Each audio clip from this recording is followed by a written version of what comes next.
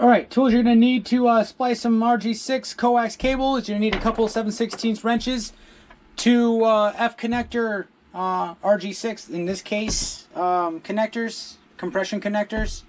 I call it a barrel, RG6 barrel.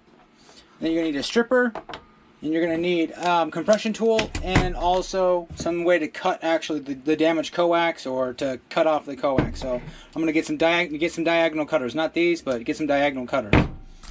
Let's get to it. Alright guys, so you're going to want, if you have damaged coax, you want to cut the bad part out and then either splice in an additional, just a jumper, or if you got slack, you can just cut it out and then splice into two pieces. So very simple. You're going to take your splitter, or your strippers, not your splitters, and you're going to go with your one side, and you're just basically, usually they're going to have a spot where they stop the coax, and you're just going to basically strip it out, roll it. It's like these ones, yours might be a little different. So you get them to be looking like that. You got your braid, you get your center conductor here, so you're going to want to basically fold the braid back on itself out of the way. So take all your little braids. Make sure you get all of them. You don't want any of them touching the center conductor, little stinger. And then from here, you got them all out of the way. You take one of your F connector, your compression connectors, slide it on all the way. So you want it so you have you can see there's absolutely no gap. Let's see if I can get a picture inside there. See, there's no, it's completely flush on the bottom end, and you can see the stinger sticking out. You want to cut it down to, I think it's about the thickness of a nickel. Usually all I do is just do that. Just basically run it flush to the top and then just clip it off and you're good to go. So from here, we use our compression tool and compress it. So that's it. That's all you do. You just made yourself a F connector compression on a coax. Let's do the other side real quick. Again,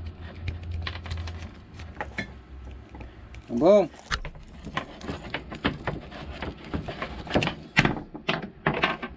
Get the braid out of the way, get it all out of the way.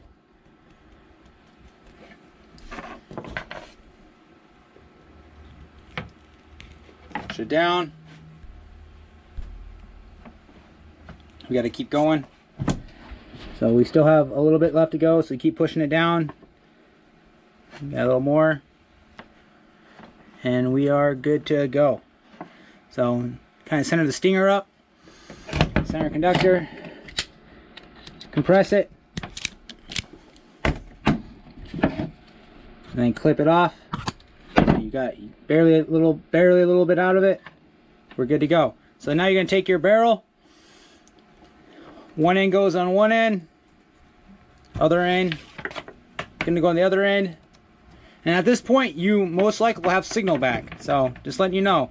So now you got them down, your finger tight. You're going to take your two 7/16, go opposite. You just want to tighten them down just a little bit.